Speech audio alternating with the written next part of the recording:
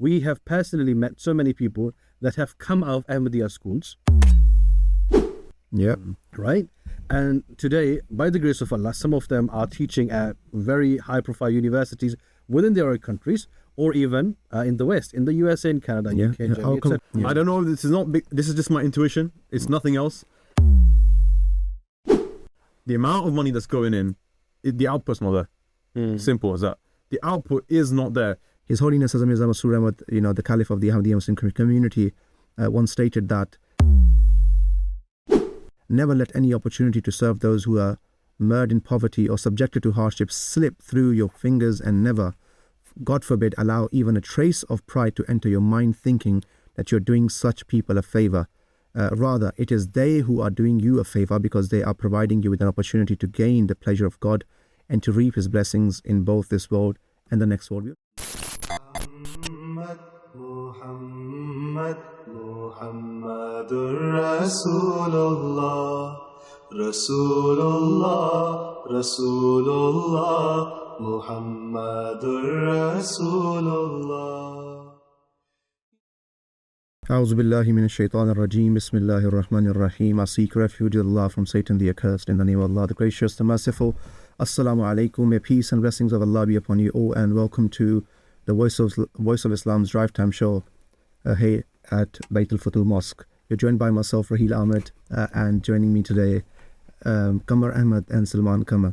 On this important day of October the 17th, International Day for the Eradication of Poverty, we'll be engaging in a critical conversation over 700 million people worldwide who are still trapped in extreme poverty, surviving on less than $2.10 a day, despite over 5.7 trillion spent on foreign aid since 1960. So the question remains, is foreign aid truly effective in combating global poverty? Assalamu alaikum, Salman. Assalamu alaikum, Salman Qamar. Wa alaikum assalam wa rahmatullah. Peace be upon you too. Let me cut straight to the chase here. Yeah. Growing up, oh, this is loud. Is it just me? That's loud. I think you can probably tell. Anyway, we'll figure that out later. You've always been loud. Yeah, sorry about that, guys, in advance. I might be crackling some microphones and headphones. But yeah, I was thinking, a lot of people donate to charities, I don't know, like, what charities you want to think about, whether it's like humanitarian ones or like other ones, not even just money, like even clothes, other things, and they go and resell those things. Literally the other day, we just packed up bags of stuff, like whatever. My mum just cleaning out the house. Yeah. So like, clothes and like whatever, I don't know, like different things. Loads of and then you things, go there, you go to the charity shop and job done. And you don't really, I mean, at least I don't really think much more to it. Like, okay, that's it, job done. It's a good cause. But if you really think about it, like he just said, that's trillions of pounds. Yeah. Where's it going? Because I always get those cynical people that are like, hey, why are you donating to these charities, man? Like, they're just gonna spend it on themselves. Most of it, most of it goes to admin. So most of that money doesn't even end up to the people who need it, quote unquote, pretty much. So I've always had that in the back of my head, to be honest. Like, okay, what does actually happen to that money? Those trillions of whatever, pounds, dollars, and we're still in a very bleak situation, like Rahila said. I think it's millions of people, but guess how many, if you were to take all of the people in the world, and you were to put a percentage on the amount of people that are living in poverty, how many percent do you think it would be? Across the globe? Yeah. Rough guess, 30%? 30? Yes. No, it's going to make me look rubbish now. It's 8%. It's 8%. But the thing is, imagine this. You put 100 people in a room, and 8 of them are going to be in poverty. Like, since not just normal poverty, not mild poverty, we're talking about severe, like, $2 a day. Yeah. So that really puts it into perspective. But the point is that, with that percentage in mind, I think if there are, how many people in the room? You said 100.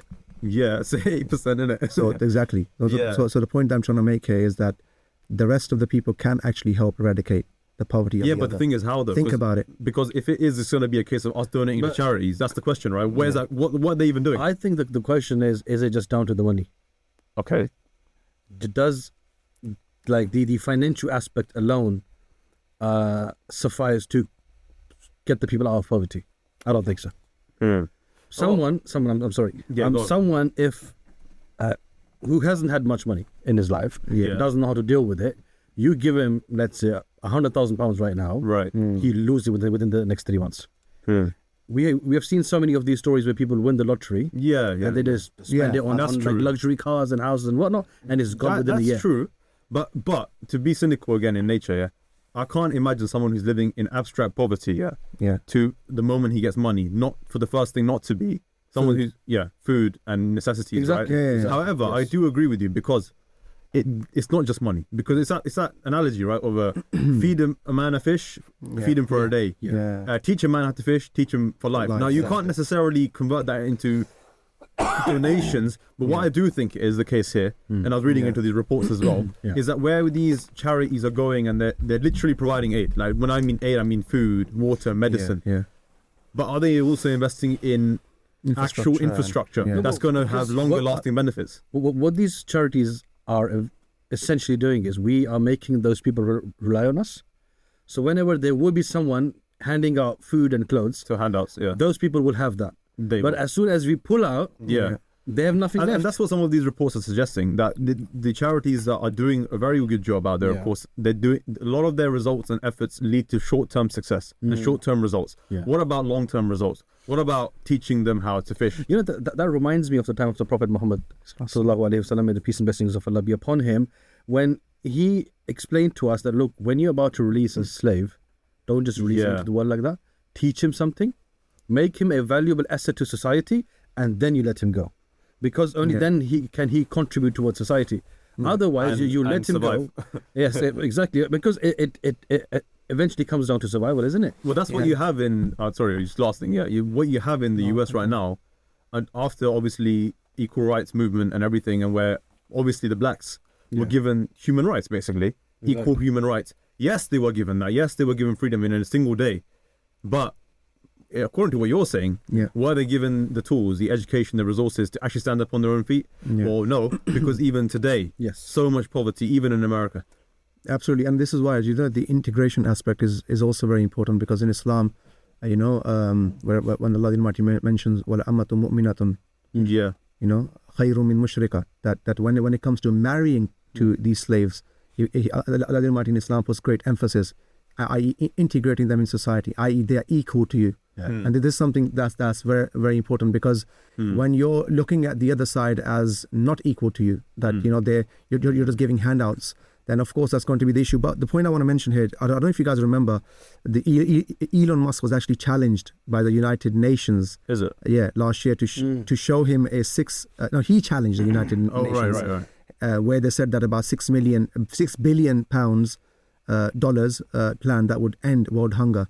And he got a return proposal that would 42 million people in 43 countries from starvation. Well, here's the thing, right? Elon Musk generally, before going, he's a very resourceful person. Even when he joined X, he basically got rid of the rubbish.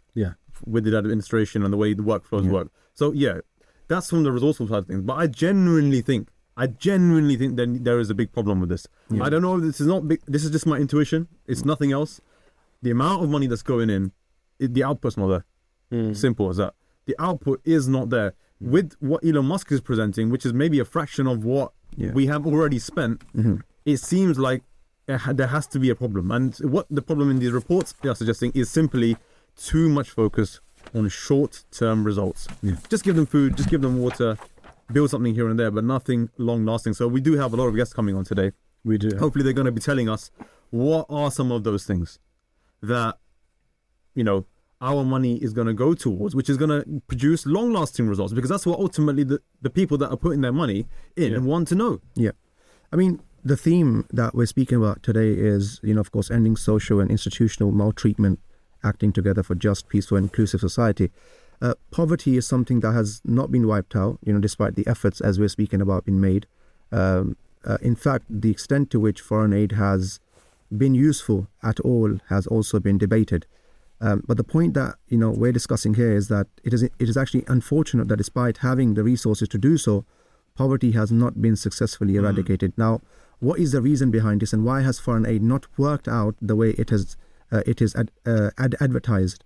His Holiness Hazrat Mirza Masroor Ahmad, the Caliph of the Ahmadiyya Muslim community, once stated that never let any opportunity to serve those who are mired in poverty or subjected to hardship slip through your fingers, and never, God forbid, allow even a trace of pride to enter your mind, thinking that you're doing such people a favor. Rather, it is they who are doing you a favor because they are providing you with an opportunity to gain the pleasure of God and to reap His blessings in both this world and the next world. And you really realize that, in reality, it's just a lip service. But that's so demoralizing though, isn't it? Because at the end of the day, that makes you not want to donate. Honestly, that's like, then why should I bother? And I'm not saying that you should or you shouldn't. I'm just saying that that's the society that we're in right now, where people are so distrusted and have such a low level of integrity within their leaders. They're like, why bother? So all the cynical people that don't want to donate, they're doing it for these reasons. How is it possible? I mean, I wasn't even aware up until now that the poverty rate in the UK is set to rise in the short term. Like, how is that? Like, what are you talking about? Unbelievable. Yeah. That's why I think it's important too, because there are always solutions out there. Two things I would say in response to that is, of course, you never despair. There are always options out there. You see around you the people that you can help, and that's why His Holiness was saying that you do what's in your capacity. The second thing is, we're here on Voice of Islam. We're speaking about what the perspective of the Ahmadiyya Muslim community is. We know we have charities such as Humanity First. I think is one of the lowest rates in terms of what they spend. Admin fees. Admin fees, because I know they're almost next to nothing. Next to nothing, because most of the people are volunteers. And then you have IEEE. You go, and some other projects are sustainable. These are sustainable projects. Like IEEE is building model villages, entire villages built on solar energy and well energy as well, which is water energy, water wave energy. And they are able to sustain villages for years upon years, and they obviously part of their funding goes to maintaining that, not just building it as well. Various other things, and also teaching the local people how to run the entire infrastructure. Teaching them how to fish. See how the guidance actually helps. But with that, I think we'll be going to our next guest now. We'll be speaking to Dr. Michaelis Moetsos, who is postdoctoral research fellow, Department of International Development at King's College London. Assalamu alaikum, may peace be with you, and welcome to the Drive Time Show. Hi, very kind of you to invite me. Thank you so much for joining us. We're speaking about how to tackle global poverty. It's not the first time we're speaking about it. It's not the first time this discussion is actually taking place. But the questions that we have for you today are, we have been discussing what global poverty is. Could you, please give us an overview of the extent of this issue? That's a very good question. Despite the fact that this is 2024, I don't think the level of sophistication and the tools and the data collection allows us at this point to actually have a very good understanding of what is the level of poverty in terms of from a global perspective around the world. Right. We know that many statistical agencies in almost every country around the world gather data on the matter, but this is seen from a, let's say, individual country perspective. And this is not necessarily so from a global perspective, meaning that where we try to see with the same standard to judge the level of well-being and level of poverty around the world, but keeping a constant yardstick that makes sense, and we have we compare equal with equal, like with like. I think the level of sophistication at this point doesn't allow us to do this very convincingly. There are some, for example, the World Bank uses this $2.15 a day approach, which is a good shortcut to get maybe the average or the total in the sense of extreme poverty, just subsistence level, maybe slightly above subsistence level. But then the question becomes, is that the level of well-being that is the defensible standard to judge poverty on a global scale? Is this the level of aspirations that we have as a society to just make or judge people as being or not being poor, but barely making ends meet, if at all? For example, you have statistics showing, the World Bank has a number around 700 million individuals living in conditions of poverty around the world in the last few years. And that's when you, let's say, use this approximation in terms of methodologies, like using this $2.15 a day. But then if you use something different, something like there is recent research about, healthy diets and how much healthy diets actually cost. Right. the numbers, if you use that, so only the food component, let alone anything else, this gives you numbers which are 2 or 3 billion individuals around the world that will not be able to attain or be able to buy per day a healthy diet. So this is a number that is incomparable with the statistic given by the World Bank estimate. So it depends what you put in the budget. What do you think? What is your understanding as the right level of putting the threshold? What does a 21st century individual have to be able to attain from the market, from the local community, in order to say that this person does or does not live in conditions of poverty? No, that does absolutely make sense, because it does kind of seem improbable that we would be able to come up with a single yardstick for, on a global perspective. If someone earns a living wage here in the UK, perhaps that's quite a lot for someone, somewhere else, or vice versa. I mean, it wouldn't really make sense to gauge it from a monetary perspective. But what you're saying is maybe we can also gauge it from perhaps not just a unilateral perspective, but from many other perspectives as well. And what you've said, I mean, from maybe, I don't know about anybody else, but when I speak for myself, the first thing that comes to my mind is similar to what you've said. How many people can actually afford good meals? And that sounds like a very probable way of looking at it, for example. And what you said actually is that if we do look at it from that point of view, where we are looking at people who can't afford healthy meals, then the figure could drastically be worse, much worse than what we're talking about right now. At the moment we heard 8%, it could be much worse than that. But our question really is that, of course, so far, when it comes to foreign aid particularly, a lot of money has been spent. We're talking a lot of zeros before the decimal rather. So when we talk about just the food aspect, like you mentioned as well, is it not possible within that amount of money to actually provide people with at least a basic amount of food all over the world? Is it not possible to do that? My research topic is not so much about aid and development. My research topic is more about what you mentioned in the first question, how we measure things. Okay. But at the same point, I do have some understanding of what is at play in that regard.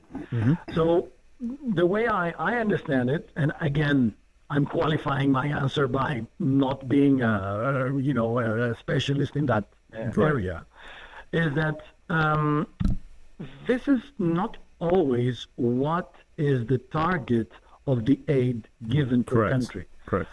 A lot goes, and many people will argue, rightfully so, a lot of money goes to infrastructure. Correct. So there is a more long-term, long-run perspective, because the idea is to create the conditions in a country that will increase the local demand, will create an independent political entity that will be enough to provide to its constituents enough to live upon, and livable lives worth living. Correct. That's the idea. Now, using, probably, I haven't, this is kind of a back of the envelope estimation that can be done. If that money is enough, if dispensed directly on food meals, if it would be enough to make everyone who cannot afford a healthy diet be able to afford it, I guess it would. But is that the best way of spending? Some people might argue yes, that's the best way possible. But if we would like to also work in creating the right conditions, or helping local policymakers and local institutions to create the right conditions for the country to grow and to give opportunities to people to be able to make ends meet, going let's say the piecemeal approach, I think is not the optimal way.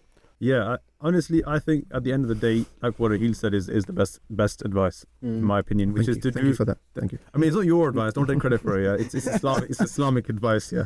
But what I think it is that you should do what you can do and immediately take those steps. So you don't have to donate to charities that you don't know about, charities that you don't trust, organizations that are too vast for you to speculate. And you might think, oh yeah, maybe it is going to happen. Okay, don't donate there. Yeah. Donate to maybe no organization whatsoever. Donate to someone who you know in your street. Yeah. Donate to someone you know in your locality. Help a single person in a week that you can. There is a system within Islam, right? I mean, we are supposed to look at the Zil Qurba first. Absolutely. So those people that are our relatives, are close to us, and then there's so many rights that have been given to our neighbors as well.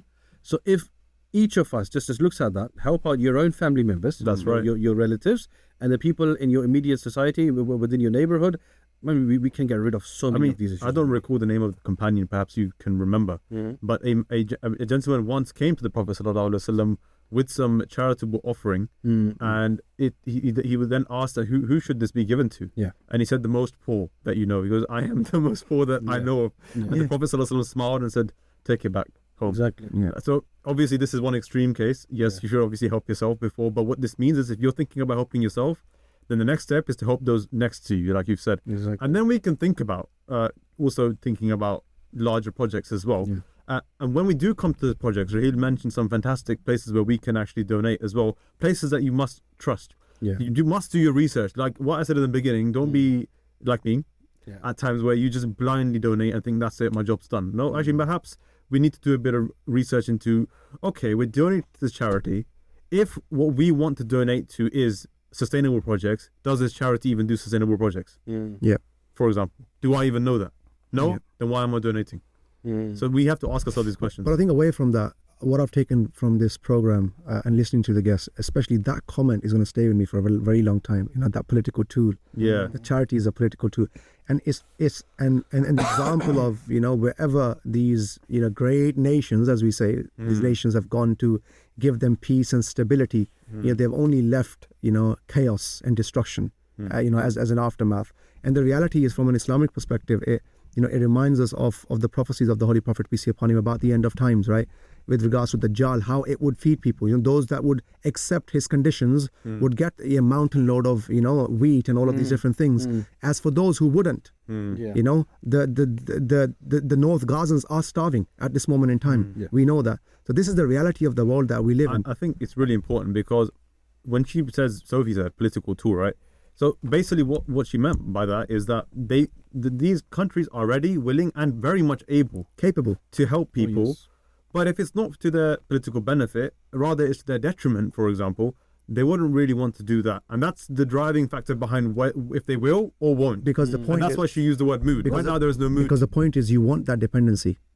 As soon as they become politically and, you know, socially and, you know, independent, become stable, then they can stand up against you and say at the no. very least they don't feed off of you. Exactly. And they can say no to your policies and, you know, your ideas. So this is the whole point. And I think this is where if a nation is sincere, if the leaders are sincere, this is why, you know, in Islam there is a great emphasis and there's a great debate around the issue of they call it khuruj, standing against or standing up against the ruler. Yeah. And this is where the Muslim world also need to think carefully that when that you might have a lot of problems, you might have a ruler which is very strict, which you don't like. Yet the Prophet, peace be upon him, says, for the greater good you have to obey. Right? You saw what happened Arab Spring. You know, the countries, dictator Gaddafi, someone might say he was a dictator, he was the worst off and all of these things. Just think about it from one perspective. Yeah, well, what has it left that region into now? Libya, where is it now? Iraq, where is it now? These are the things that you know, it's a debatable, you know, it's a I don't know, man. It's a debatable I mean, to be honest, you mentioned Gaddafi. I didn't want to even go there, but Gaddafi himself, what was he proposing before he got taken down? Yeah, free electricity for his people, reduction of taxes, at least a minimum amount of money that would come to them for food, so nobody would go hungry. These were the kinds of things that he was proposing in his plan, right? Pension schemes, anti-poverty schemes. Why? Okay, you know, why was it? Who was so opposed to this? Why were they so worried? Why did they not want that to come into the Middle East? Were they afraid of these countries standing up on their own feet? Were they afraid of independency? Perhaps not. This is what I'm talking about. These are the political tools. So really, at the end of the day, it is about the steps that we can. But one point is, you know what? We always point the finger at the West, especially from the Eastern world, and we say, you know, anything happens in Pakistan, India, and we say it's the West and this thing. The reality is when you're weak, When yourself is weak, you can't do anything about it. This is the reality. When the Islamic world was strong, when the Islamic world was powerful, there were still threats. Maybe not of the same kind, but they were, territory being won and all of these different things were happening. Skirmishes everywhere. But the point being, the Islamic world was strong, and it was able to deter these attacks. Now, 52 Muslim countries, the OIC, what is it able to do? They might as well be 520. They can't even get aid in. Yeah. They can't even get aid in. These 52 countries cannot even get aid in without the permission of one small country, right? So this is the reality of power that this Muslim world has. So it's quite. So what we're looking at, because we are now coming towards the end of the hour now, right? We're looking at various sort of perspectives. So there is the perspective of the countries that are resourceful, right? So they need to be sort of very open and transparent about these charities and where this money is exactly going. How much are you taking towards the admin side, and how much are you actually spending towards the people, and what is it that you're actually doing? What's the end result? That's really important. One thing. On the other hand, there's also the countries that are receiving these aids. Don't open yourself up to disruption within your own country and allow others to intervene. Rather, have a stable society yourself, educate yourself. Because, whenever we go back to the time of the Prophet Muhammad sallallahu alaihi wasallam, peace be upon him, one thing which is always been the message is education, right? We touched upon the issue of slaves earlier on. Another condition to free a slave was if he gave knowledge to someone else, right? If he educated someone else, a Muslim, he was also allowed to be released, because this is the importance that knowledge has. If we have enough knowledgeable and people with expertise within those circles, they can then rise and just make a better future for their own society. And we also obviously touched upon the charities that we have within the Ahmadiyya community. So you mentioned Humanity First, for example, right? A very transparent initiative that we have within the community, initiated in the early 90s by the Caliph of the Muslim community. A tiny fraction of the money that goes towards the admin side, and most of it is spent, and it is well spent, and we have seen the results. There are so many, all of us, we've been to Africa. We have personally met so many people that have come out of Ahmadiyya schools. Yeah. Right? And today, by the grace of Allah, some of them are teaching at very high-profile universities within their own countries, or even in the West, in the USA, in Canada, UK, Germany, I'll come across a lot of people like that. Exactly. From Ghana, from Nigeria, from all of these different places. Yeah. But we're coming to the end of the show. We've learnt a lot, and also I don't know whether Qamar has changed his opinion, but we'll see. What happens there. But to eradicate global poverty, is a most vital task. Yet foreign aid is limited in the way it provides to help the most vulnerable. Now, having explored this in more depth today, we find that more needs to be done. More needs to be, more advice needs to be taken. More needs to be done here to support those who are most in need. We need more effective plans, better spending, as well as balance in wealth distribution in order to achieve this goal. As Islam encourages love for God and love for fellow humans, has the power to ignite sincere feelings for the destitute, and with this feeling, genuine aid can be given in the effort to end poverty across the world. We're coming to the end of this program. محسنا ظهر العطايا والجدى